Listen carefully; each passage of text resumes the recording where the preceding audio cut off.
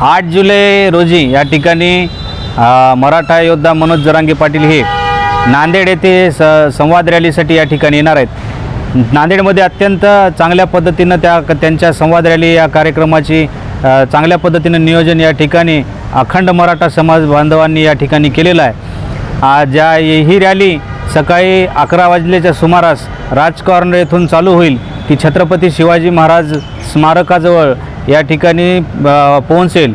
त्या रॅलीमध्ये लाखोंचा जनसमुदाय या ठिकाणी राहील।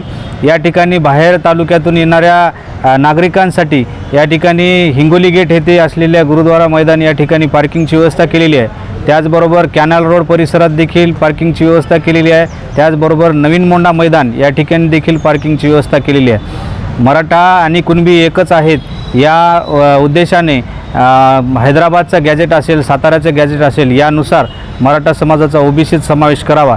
त्याचबरोबर सगळे सोयरे कायदा अंमलात आणावा आणि महाराष्ट्रात मराठा आरक्षणासाठी ज्या समाज बांधवावर या ठिकाणी गुन्हे दाखल झाले आहेत ते गुन्हे या ठिकाणी शासनाने मागे घ्यावे, या 3 मागण्यासाठी ही संवाद रॅली या ठिकाणी होणार आहे। नांदेडमध्ये जवळपास 2 ते 3 लाख जनसमुदाय या रॅलीमध्ये सहभागी होणार आहे।